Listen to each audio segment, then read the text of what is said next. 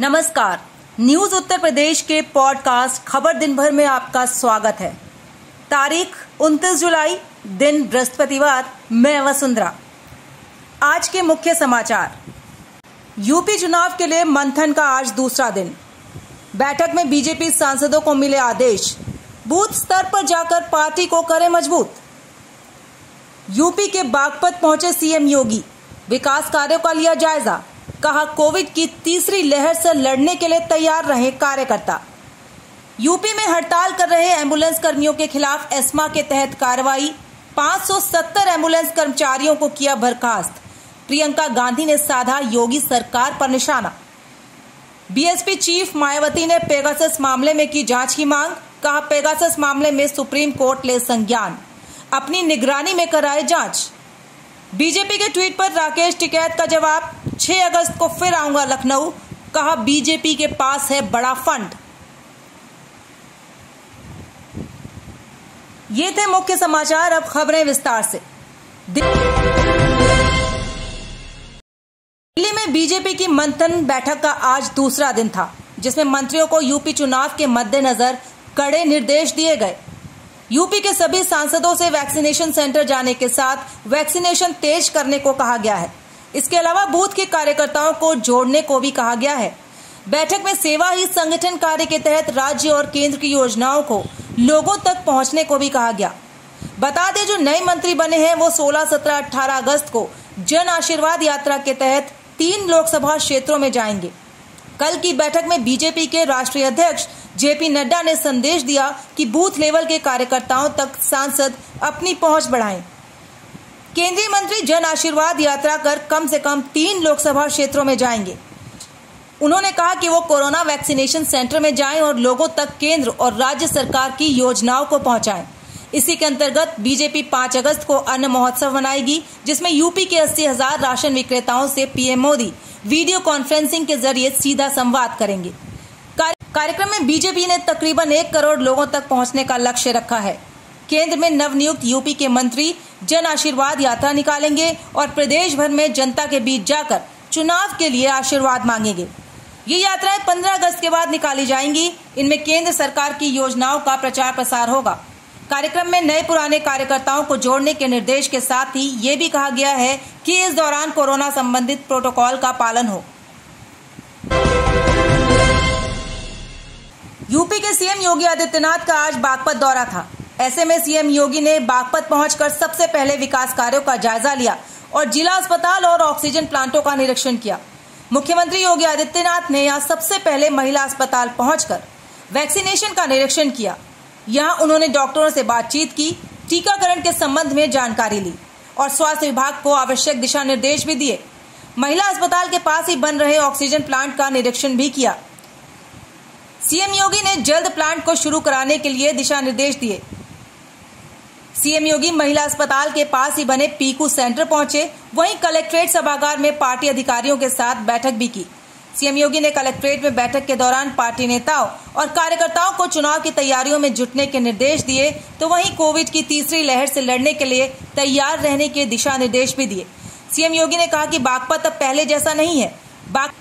बागपत में बीजेपी के जनप्रतिनिधियों ने जो प्रयास किए हैं वो पहली सरकार में नहीं हुए थे। जिले की विभिन्न समस्याओं को सुनकर उनके जल्द निवारण का भी आश्वासन दिया। उधर सीएम के बागपत दौरे से पहले एसपी अभिषेक सिंह ने बिनौली के अक्षय आत्महत्या प्रकरण में बड़ी कार्रवाई करते हुए इंस्पेक्टर सहित 5 पुलिसकर्मियों को निलंबित कर दिया। ऐसे में कयास लगाए जा रहे हैं कि योगी आदित्यनाथ रंछाड़ में मृतक अक्षय के घर भी जा सकते हैं।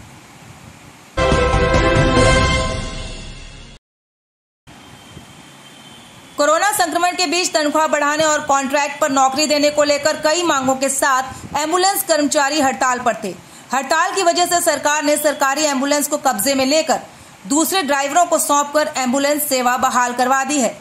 सीएम योगी ने एम्बुलेंस स्टाफ पर सख्ती के निर्देश दिए हैं। सीएम ने हेल्पलाइन नंबर 108 और 102 पर एम्बुलेंस सेवा का संचालन बिना किसी रुकावट के किए जाने को कहा है।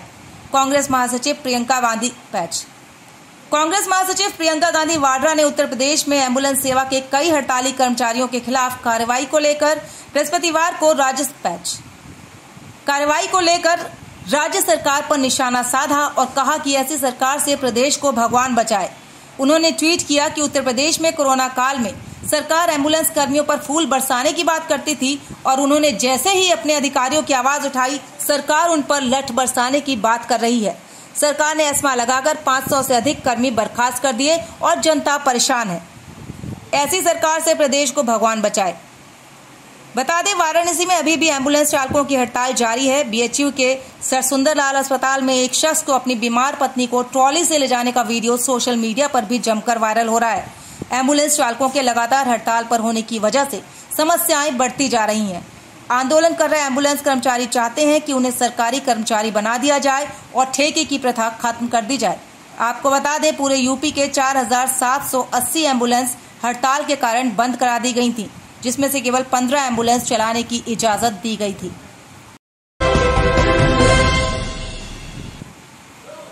बीएसपी सुप्रीमो मायावती ने सुप्रीम कोर्ट से पेगासस जासूसी मामले का स्वतः संज्ञान लेकर अपनी निगरानी में इसकी जांच कराने का अनुरोध किया है। मायावती ने गुरुवार को ट्वीट किया कि संसद में पेगासस मामले को लेकर गतिरोध उत्पन्न होने के बावजूद केंद्र सरकार इस प्रकरण की जांच कराने को तैयार नहीं है। ऐसे में उच्चतम न्यायालय इसका स्वतः संज्ञान लेते हुए अपनी निगरानी में इसकी जांच कराए। उन्होंने ट्वीट किया कि संसद का चालू मानसून सत्र देश जनहित और किसानों के लिए अति जरूरी मुद्दों पर सरकार और विपक्ष के बीच अविश्वास एवं भारी टकराव के कारण ठीक से चल नहीं पा रहा। पेगासस जासूसी कांड भी काफी गर्मा रहा है। इसके बावजूद केंद्र इस मुद्दे की जांच कराने को तैयार नहीं है। इससे देश चिंतित है।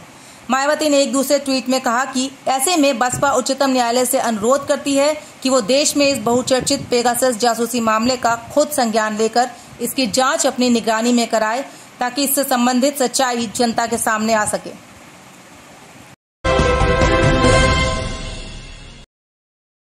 राकेश टिकैत के लखनऊ घेरने के बयान पर सियासत शुरू हो गई है। यूपी बीजेपी ने कार्टून पोस्टर के जरिए राकेश टिकैत पर पलटवार किया है। बीजेपी ने ट्वीट कर लिखा है कि ओ भाई जरा संभल कर जाइयो लखनऊ में। सूत्रों के मुताबिक यूपी बीजेपी के ट्वीट पर किसान नेता राकेश टिकैत ने जवाब देते हुए कहा कि बीजेपी के पास एक बड़ा फंड है, ऐड और विज्ञापन भी हैं। उनके लोग जगह जगह बैठे हुए हैं। जो लोग ट्वीट कर रहे हैं उनको धरातल की जानकारी है ही नहीं। वो ट्वीट इस पर भी कर दें कि कितनी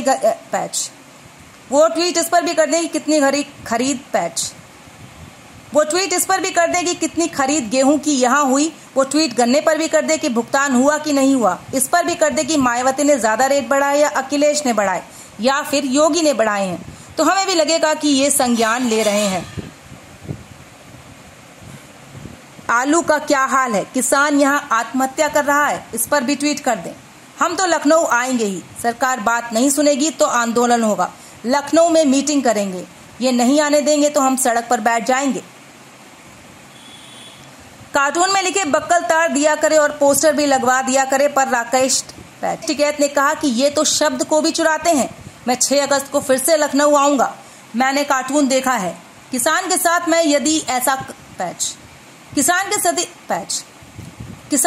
में अगर ये ऐसा करेंगे तो किसान इनका क्या करेगा। सबकी अपनी सोच होती है कि वो क्या करेगा। ये कंपनी राज है, बीजेपी सरकार नहीं है। यदि बीजेपी की सरकार होती तो जरूर बात करती। हर रोज की तरह एक बार फिर आपके लिए लेकर आए हैं पहचानो कौन का सेगमेंट। इसमें हम आपको सुनाते हैं एक आवाज। वो आवाज एक राजनेता की या एक अभिनेता की होती है। आपको ये आवाज पहचाननी होती है और कमेंट बॉक्स पर लिखकर बताना होता है ये आवाज किसकी है। तो सुनिए आज की आवाज और अपना सही जवाब लिख भेजिए कमेंट बॉक्स में। इस बुलेटिन में इतना ही। कल फिर मिलेंगे कुछ नई खबरों के साथ। नमस्कार। डबल डेकर बस जो बिहार के लिए जा रही थी, दुर्घटना हुई, उसमें कई लोग हमारे बीच में नहीं रहे। मैं उनको अपनी विनम्र श्रद्धांजलि अर्पित करता हूं और जिला प्रशासन को सख्त निर्देश दिए गए हैं कि जो घायल हैं उनकी चिकित्सा आदि की व्यवस्था और जो परिजन आएंगे जिनके परिवार के सदस्य नहीं रहे उनकी हर संभव मदद सुनिश्चित किया जाए। और हम इस घटना पर गहरा दुख व्यक्त करते हैं।